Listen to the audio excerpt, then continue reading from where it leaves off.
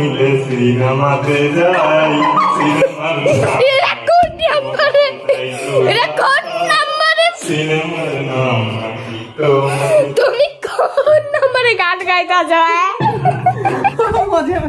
আমি আমার ইউটিউব চ্যানেলে এটা দেখাতেছি, কিন্তু এটা কি ভাই?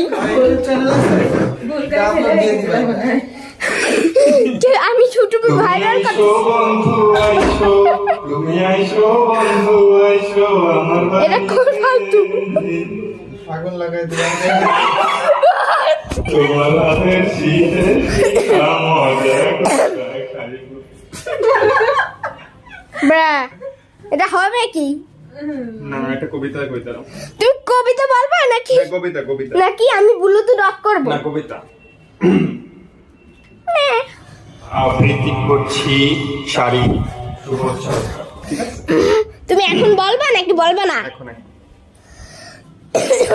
বিয়েতে 51টা শাড়ি পেয়েছিল মেয়েটা, অষ্টমঙ্গলায় ফিরে এসে আরো 6টা। এত শাড়ি একসঙ্গে সে জীবনে দেখেনি। আলমারির প্রথম থাকে সে রাখলো সব নীল শাড়িতে। হালকা নীল একটাকে জড়িয়ে ধরে বলল, তুই আমার আকাশ। দ্বিতীয় থাকে হ্যালো। রাখলো সব গোলাপিতে। একটা গোলাপিকে জড়িয়ে ধরে বলল, তোর নাম অভিমান।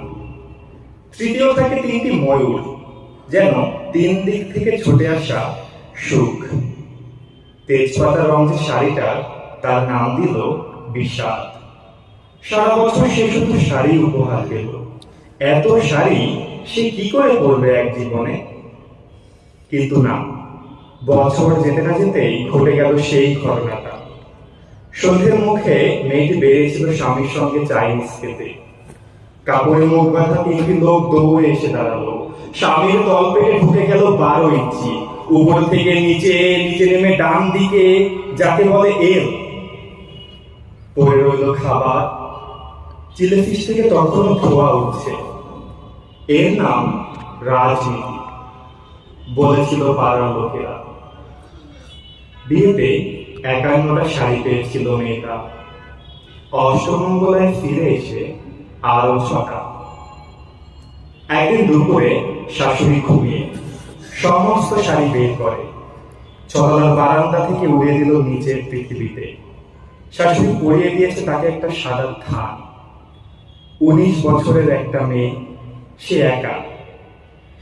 কিন্তু সেই সাদা থানও এক ঝটকায় খুলে দিল 3 জন পাড়ার মোড়ে একটা সদ্য নগ্ন বিধবা মেয়ে দৌড়া